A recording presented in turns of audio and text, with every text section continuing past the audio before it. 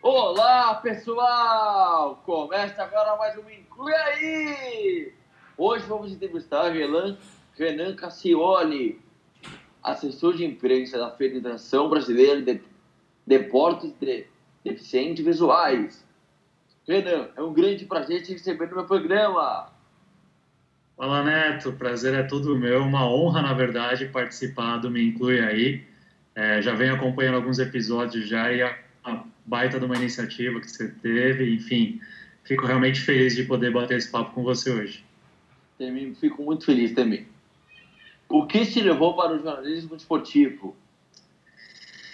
Pois é, eu acho que tem três respostas, ou pelo menos três itens dessa resposta, né? Na verdade, o que me levou para o jornalismo em si foi minha paixão por escrever. Eu sempre gostei de escrever desde a época da escola. Eu ia muito bem em redação, eu tive uma professora que me incentivava muito a escrever. E aí eu acabei juntando essa minha vontade de trabalhar com algo no qual eu pudesse escrever com a minha paixão por futebol. Sempre fui apaixonado, acompanhava bastante futebol e outros esportes, claro, mas principalmente futebol. E como todo jornalista, né, quando alguém tem o sonho de fazer jornalismo esportivo, eu tinha vontade de um dia cobrir uma Copa do Mundo. Então eu juntei tudo isso, né? Aptidão por escrever bem, sonho de trabalhar numa empresa que me levasse de repente para cobrir uma Copa do Mundo e essa minha paixão nata pelo futebol acabaram essas três coisas me conduzindo por esse caminho. Olha, participar de uma Copa do Mundo não é para todos. Meu sonho também é participar de uma Copa do Mundo. Adoro Copa do Mundo. E uma das perguntas que eu vou fazer é relacionada à Copa do Mundo, mas lá para frente. Legal. Mas Copa do Mundo, acho que é o melhor esporte que tem atualmente. Copa do Mundo deixa o pessoal feliz. Quanto Copa do Mundo, quanto Olimpíadas. Eu não sei para você se é... Eu sou suspeito, assim, lógico, a Copa do Mundo, como eu sou uma pessoa que cresceu acompanhando futebol, a Copa do Mundo tem um apelo muito forte, é aquela competição que geralmente tem as nossas memórias da infância, né, de você estar acompanhando com a família, com amigos, de ir na casa das pessoas para assistir as partidas. Mas eu também sou um grande fã de Olimpíada e agora também de Paralimpíada, né? Acabei unindo também essa minha paixão no paradesporto, mas eu sempre acompanhei as Olimpíadas muito de perto, adoro tudo que tem relacionado com esporte, eu tô acompanhando sempre. Você trabalhou em vários vínculos como Folha de São Paulo, Estadão, Globo Esporte, entre outros. Como você chegou à Confederação Brasileira de Desportos de Deficientes Visuais? Isso foi em 2017. 2017 foi um ano bem complicado, na verdade, para todo mundo que trabalhava com jornalismo. No início do ano, eu fui mandado embora do Diário de São Paulo, que é o veículo onde eu estava trabalhando há quase 7 anos. Infelizmente, teve uma crise forte lá, enfim, não vou me estender muito nesse assunto. E eu passei meio que o ano fazendo só freelas. E aí uma pessoa conhecida minha que trabalhava na comunicação do Comitê Paralímpico Brasileiro ficou sabendo que a Confederação Brasileira de Desportos de Deficientes Visuais estava precisando de um assessor freelancer para ir cobrir uma competição no Chile. Ia ter uma Copa América de futebol de 5. Para quem não conhece, futebol de 5 é o futebol praticado por pessoas com deficiência visual. E aí eu topei. Eu fui fazer esse trabalho como freelancer. Foi maravilhoso e foi o primeiro contato que eu tive com o paradesporto efetivamente. E aí isso plantou uma semente em mim que foi assim, passou acho que do edição. Depois eu acabei indo trabalhar em outros lugares, enfim, mas eu estava sempre com isso na cabeça, de um dia voltar a trabalhar com o paradesporto e voltar para a CBDV, né, para a Confederação. E aí no ano passado, finalmente surgiu um convite para eu trabalhar fixo para eles, né. Eu acabei fazendo outros eventos também como freelancer, né, eu fiz uma Copa do Mundo de Futebol de 5 também, que foi realizada em Madrid, em 2018, na Espanha. Então, eles já conheciam o meu trabalho, gostavam, enfim, a gente já tinha um namoro aí encaminhado e virou casamento mesmo em julho do ano passado, quando eles me convidaram para ser o assessor de imprensa efetivo deles. Esse negócio do futebol de 5 também tem nas Paralimpíadas. Eu acho muito legal, é um esporte muito legal. Eu queria que você explicasse um pouco, quando o Brasil sempre vai bem nesse futebol de 5.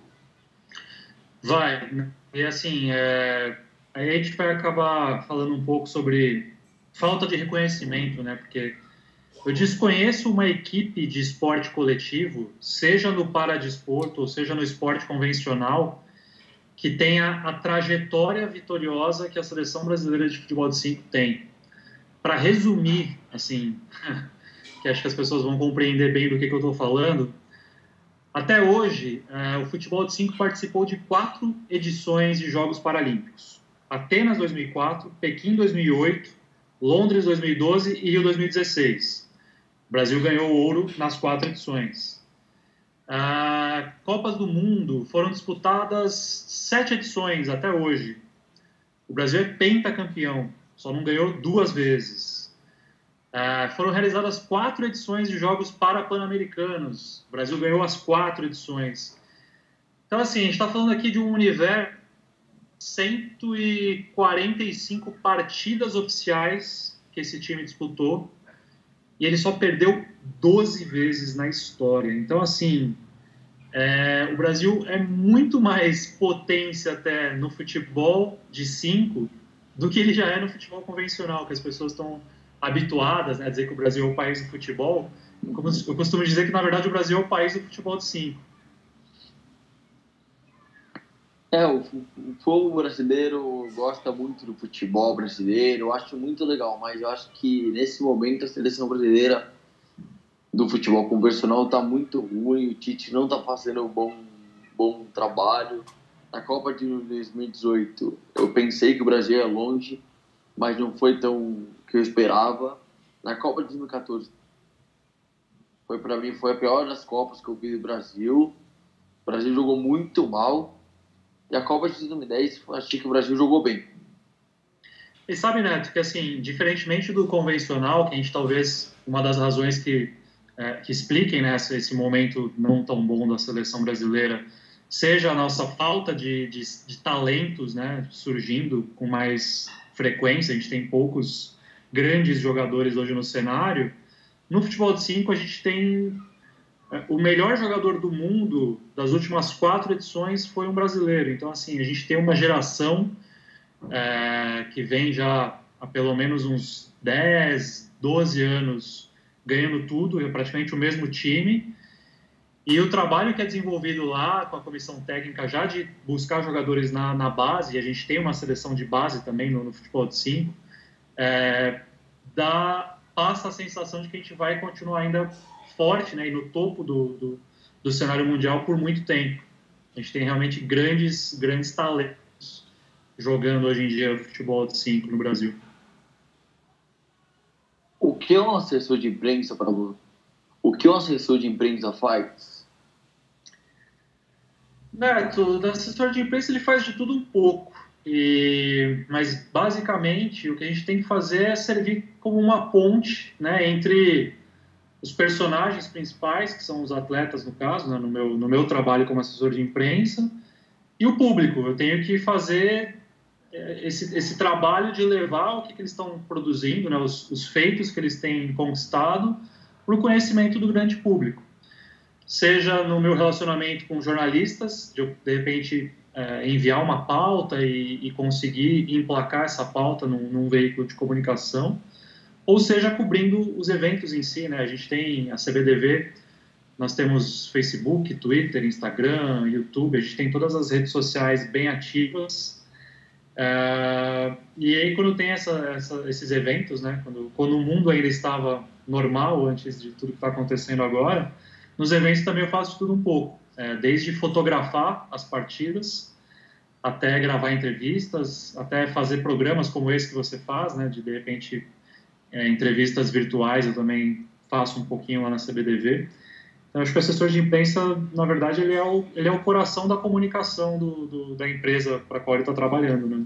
E lá na CBDV, especificamente, sou só eu na comunicação. Não tenho nenhuma pessoa que trabalha diretamente comigo. Lógico, as pessoas ali do escritório acabam auxiliando em alguma coisa, mas quem é o responsável efetivamente pela comunicação sou eu. Eu adoro entrevistas coletivas, adoro mesmo, adoro o pessoal que cobre lá mesmo, o pessoal que tira foto. Por exemplo, semana passada, no jogo do São Paulo contra o Corinthians, estava vendo a entrevista do Diniz, eles não estão indo. Cada um está indo da sua casa entrevistar. Uhum. E isso é uma plataforma muito nova para os jornalistas. Acho que isso talvez até mude um pouco, né, Neto? Mesmo quando a gente conseguir voltar ao normal, talvez essa pandemia tenha trazido novas possibilidades de comunicação, né? Por que não a gente fazer mais esse tipo de entrevista virtual que acaba funcionando tão bem quanto? Como é trabalhar com esporte inclusivo? É um desafio, um grande desafio, na verdade, principalmente para quem estava acostumado a trabalhar com convencional durante 15 anos de carreira, e de repente você tem que começar a repensar totalmente a forma de comunicação. E no meu caso, né, eu trabalho com pessoas com deficiência visual. Então, o desafio é maior ainda, porque eu preciso pensar em formas de trazer essas pessoas para interagir comigo, para participarem dos conteúdos que eu faço, principalmente em rede social. Mas eu costumo dizer também que, além de um desafio, é um grande prazer, porque você tem que trazer essas pessoas para a superfície, né? As pessoas precisam ser ouvidas. E é o que eu volto a insistir na tecla do reconhecimento, né? Muitas vezes acaba ficando ali num nicho só, né? As pessoas interagem entre elas, mas a gente não consegue fazer essa ponte, essa plataforma com todo mundo. Então, na verdade, trabalhar com o esporte inclusivo é isso. Acho que é sempre ouvir a pessoa com deficiência e buscar interação. Eu tenho até um exemplo de citar, né? Quando eu cheguei num ponto em que eu achei que eu estava fazendo uma comunicação boa para as pessoas com deficiência visual, as pessoas respondiam e que eu tinha essa interação, eu certa vez postei um stories lá no Instagram da CBDV e uma pessoa veio conversar comigo, mandou uma mensagem privada dizendo, olha, eu sou surdo, então você posta os seus vídeos ali entrevistando os atletas ou você está ali na quadra, de repente, e está passando alguma informação sobre o que está acontecendo no evento, eu não sei o que acontece, eu não estou entendendo. E aí eu percebi que, na verdade, eu tinha que falar para todo mundo, né? E a partir desse único relato, eu comecei a utilizar legendas acessíveis nos stories. Então, por exemplo, eu estou ali gravando um vídeo na quadra. Está acontecendo aqui atrás de mim agora o primeiro jogo, Campeonato Brasileiro de Futebol de 5. Vamos dar um exemplo. Eu vou lá, coloco uma legenda acessível e eu escrevo exatamente o que está saindo da minha boca para a pessoa que enxerga, mas que não escuta, poder também participar do evento comigo. Na sua opinião, o esporte paralímpico evoluiu? O que devemos melhorar? Evoluiu e que os resultados acabam sendo a nossa melhor régua para medir, né, essa evolução. E aí eu citei que na Paralimpíada da Rio 2016 o Brasil conquistou 72 medalhas e em Pequim, 4 anos antes, tinha conquistado 47. E esses números foram números que o Departamento de Ciência e Esporte do Comitê Paralímpico Brasileiro divulgou na semana passada. Esses números mostram essa progressão do Brasil desde a sua primeira participação até a Rio 2016. E a gente tem grandes nomes em praticamente todas as modalidades. Também acho que é uma boa medida para a gente entender em que degrau do paradesporto o Brasil se encontra. Mas, resumindo, eu acho que sim, o Brasil evoluiu, o esporte paralímpico também está evoluindo constantemente aqui no nosso país. Você tem uma experiência em vários tipos de mídia, desde da imprensa até a digital. Qual você prefere para você?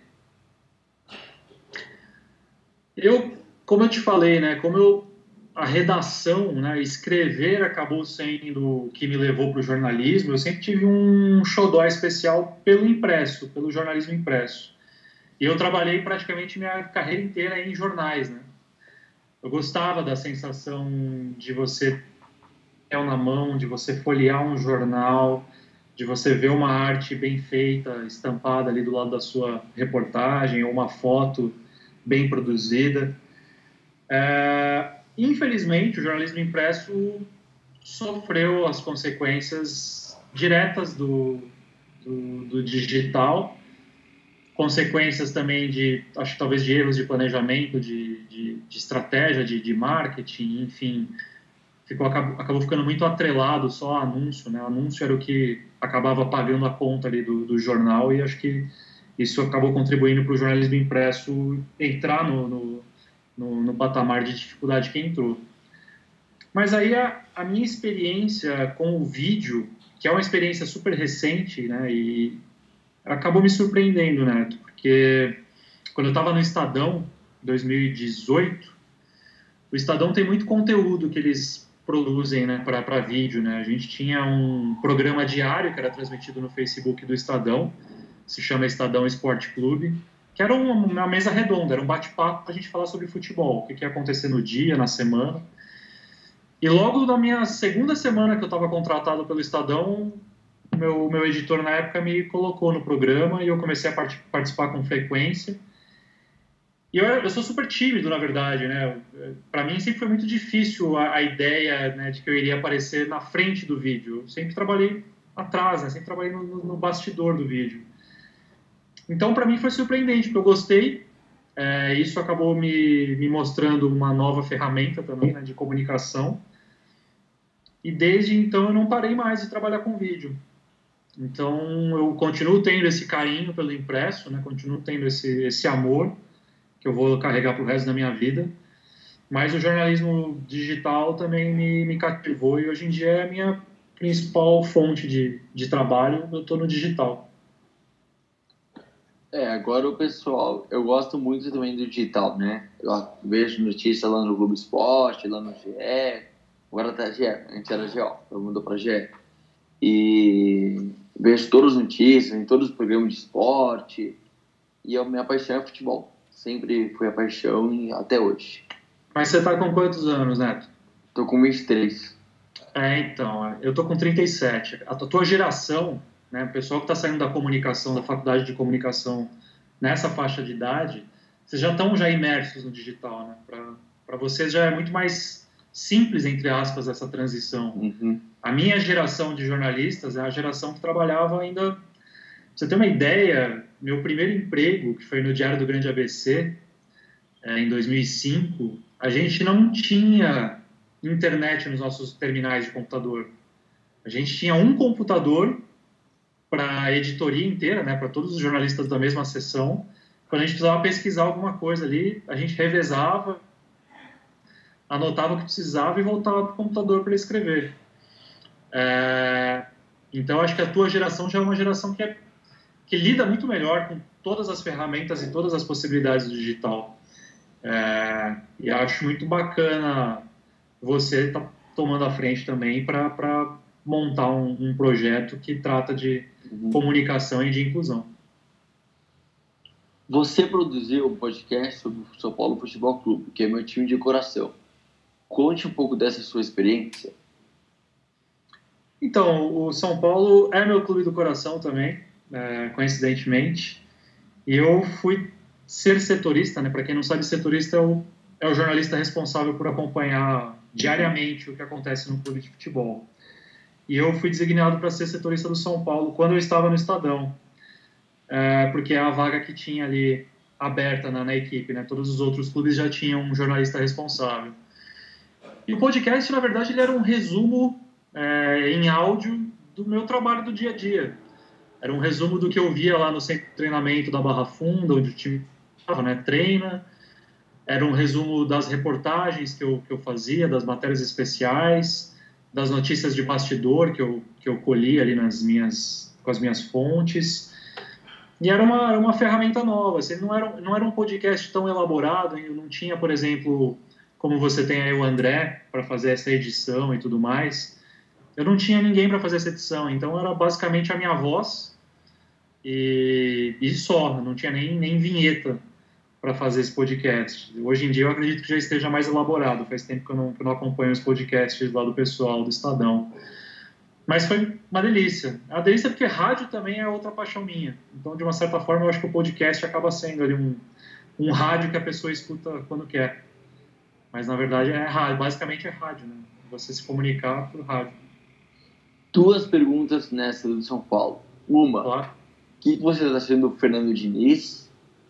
E o que você acha do São Paulo ainda nesse ano ainda? Tá, mas acho que assim, o Diniz,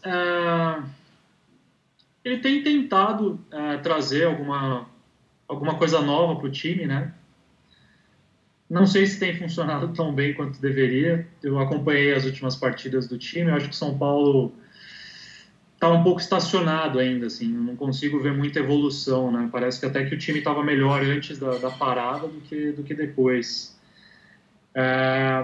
E eu acho que para o São Paulo esse ano vai ser novamente aquilo ali, brigar por uma zona de Libertadores no Campeonato Brasileiro está ótimo, porque eu não consigo ver esse time brigando realmente por títulos. Eu acho que não vai muito longe na Libertadores e no Brasileiro, se ficar ali no G4, G5 já vai ser lucro. Mas acho que isso é muito reflexo de tudo que aconteceu nos últimos anos, né, Tabet? A gente tem aí, acho que, problemas gerenciais mesmo de diretoria, e aí se passa por troca excessiva de treinadores, venda de jogadores promissores muito precocemente, enfim, tem um monte de problemas que acho que o São Paulo acumulou nos últimos anos e que acaba explicando por que a gente está nesse doloroso jejum de tanto tempo sem conquistar um título. Eu espero que esse ano brasileiro só acaba ano que vem, mas eu espero que São Paulo, mano, agora tem segundo, mas está com um jogo a menos, mas espero que ganhe alguma coisa, que faz tempo que não grita campeão, mas espero que sim. Tô na esperança. Tem que manter a esperança, tem jeito. Com certeza. Quais dicas você daria para o meu podcast? Tá, Beth, eu acho que assim, na verdade o principal você já fez. Que é ter tido essa iniciativa de criar um podcast inclusivo. Repito, é importante e cada vez mais importante as pessoas entenderem o que é inclusão. Não é só você fazer um post bonitinho num dia, sabe, uma data comemorativa, por exemplo. Inclusão passa pelo nosso comportamento no nosso dia a dia mesmo, como sociedade. É você ter uma calçada mais acessível do que a gente tem normalmente, é você compreender quais as necessidades, e a partir do momento que você tem um podcast e que você aborda assuntos, claro, tua vertente está mais no esporte, mas de uma certa forma, e acho que de repente pode até ser uma dica, você trazer sempre pessoas para o seu podcast, pessoas de outras áreas, inclusive, sabe? Pessoas que possam agregar, trazendo conteúdo das suas respectivas áreas. E é isso, escutar não só o esporte, escutar o que as pessoas têm para dizer em outros setores também. Mas, como eu disse, o principal, que é ter o Me Inclua Aí no ar, ativo e regular, acho que você já faz e eu tiro o meu chapéu para você por isso. Obrigado. Como foi cobrir a Copa do Mundo desde 2010 e 2014 e a Olimpíada do Rio em 2016? Foram 3 experiências completamente diferentes, tá, Beth? Porque, vamos lá, a Copa de 2010 eu estava na Folha de São Paulo, jornal Folha de São Paulo. Eu cobri aqui da redação, eu não fui para a África do Sul, então eu ficava mais aqui no apoio, né, a reportagem que estava lá trabalhando em loco na África, mas produzindo muito, porque a Folha sempre trabalhou muito com artes, né, com gráficos, então eu estava o tempo inteiro ali auxiliando e tentando propor também pautas que que a editoria gostasse e precisasse, principalmente. E a gente tinha uma parceria na época com o UOL. O UOL fazia a cobertura em tempo real dos jogos, né? E eles convidavam jornalistas da Folha para fazer comentários ao vivo ali durante a transmissão das partidas. Então, eu também tive essa experiência de entrar ali no tempo real do UOL e dar os meus pitacos ali. Não sei se o pessoal gostava muito dos meus pitacos, mas a janela que eu tinha à disposição. 2014 foi a minha primeira Copa do Mundo cobrindo mesmo, em loco, indo até os jogos, indo nas entrevistas. Eu fiquei em São Paulo mesmo, cobria os jogos que eram realizados lá na Arena Corinthians, inclusive a abertura, que foi acho, o momento mais emocionante da minha carreira, assim, pelo menos no esporte convencional.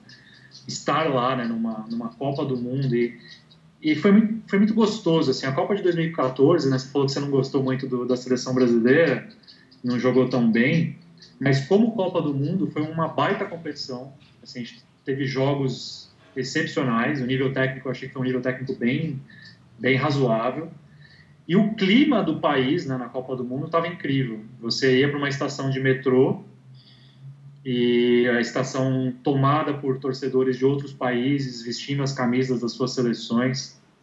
Tinha esse clima de confraternização que eu acho que é o mais bacana, na verdade, né? O jogo é a cereja do bolo, mas todo o contexto acaba sendo muito gostoso para quem participa. E eu pude participar ativamente da Copa de 2014. E a Olimpíada e Paralimpíada da Rio 2016... como eu te falei, o início de 2017 foi quando eu fui mandado embora do Diário de São Paulo. Mas em 2016 a empresa já não estava bem. E um mês antes do início da Olimpíada do Rio, o meu chefe, né, o editor do caderno de esportes do Diário de São Paulo, foi mandado embora. E eu era o subeditor. Então eu assumi o caderno e tudo que estava acontecendo ali, coordenando, né, a repórter que foi até o Rio para fazer as reportagens especiais.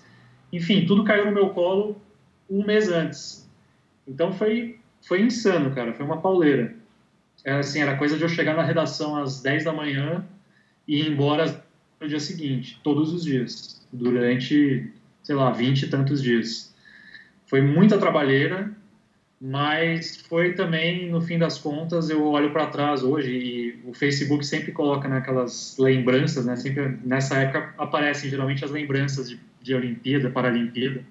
Então, todo dia eu olho nas minhas lembranças e aparece alguma coisa que a gente produziu naquele período e ficou lindo, assim. A gente fez um caderno, era ainda, né, o jornal impresso, a gente fez um caderno lindo, graficamente ele era bonito, de conteúdo ele ficou super rico de reportagem.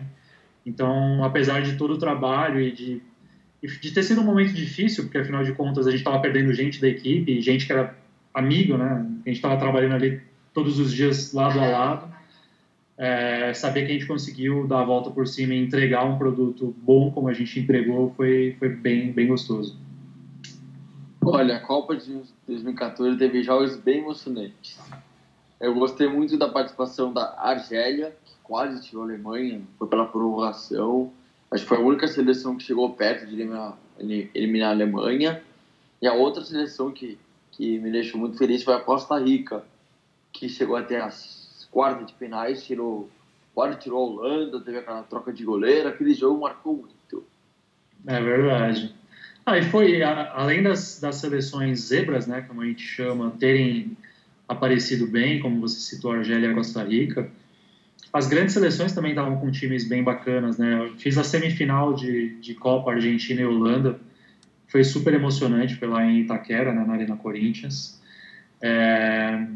E mesmo a seleção brasileira, né, aquela derrota acabou sendo o que marcou, obviamente, e não tem como ser diferente por tudo que significou aquele placar. Mas as classificações, né, nas oitavas também foram classificações emocionantes, enfim. Eu acho que teve de tudo um pouco aquela Copa, por mais que para nós brasileiros tenha ficado a frustração e a vergonha de ter tomado o 7-1, eu acho que todo o resto da Copa acabou sendo... Todo brasileiro lembra com carinho daquela Copa, apesar desse dia inesquecível. Só que em 2016, para a segunda da Alemanha. Veio o ouro, verdade. finalmente veio o ouro.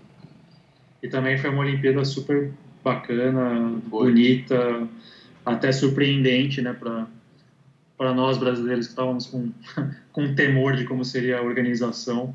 Essa parte, pelo menos, acabou sendo legal também. Qual é a importância da sua família na sua carreira? Acho que a família ela acaba sendo importante em todos os aspectos e na carreira também, né?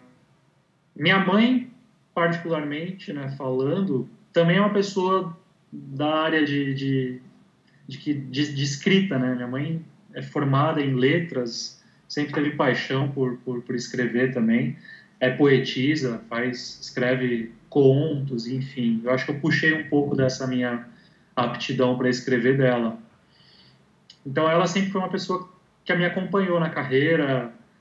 Quando eu comecei a aparecer nesses programas de vídeo, né, que eu falei que eu tinha vergonha no começo, ela estava sempre lá, todo dia ela reservava o horário do programa para parar na frente do computador e me assistir, e participava, mandava mensagem, era super bacana, super gostoso. Mas todo mundo, assim, meu pai também, meu irmão, que é da área de comunicação, meu irmão é publicitário, todo mundo sempre me apoiou muito e acho que isso é fundamental, porque durante a carreira, tá, Beth, a gente vai ter sempre aqueles momentos que a gente vai estar por cima, que vai tudo dando certo, e aí é fácil, né, você ter gente te apoiando, como a gente vai ter os momentos de queda, os momentos que a gente não consegue, de repente, se colocar no mercado, que você, como eu fiquei, né, em 2017, eu passei praticamente um ano inteiro só fazendo bicos, né, fazendo freelas, e é nessas horas que a tua família vai realmente te dar o verdadeiro suporte, emocional, principalmente, te dizer, falar, não, você é capaz, não deixe de acreditar no teu potencial. Pode ser uma fase ruim, mas você sabe do que você é capaz e siga em frente. Então, acho que a família acaba sendo meio que o norte, né, na minha carreira. Quando eu tenho esses momentos de achar que a coisa não vai dar certo, eu lembro de tudo que eles me disseram e me trouxeram de ensinamento para tocar o barco adiante e seguir. Família é família. Família é família. Família é todos os aspectos da nossa vida. Renan, foi um grande prazer te receber aqui no meu programa. Espero que você sempre volte. Você já está seguindo lá minha página. E eu vou pedir um favor para você. Você que trabalha com jornalismo, qualquer dica que você tiver de entrevistados, pode mandar para mim que eu vou gostar muito. Vai ser um prazer. Como eu disse no início, foi uma honra participar do Me Inclua Aí.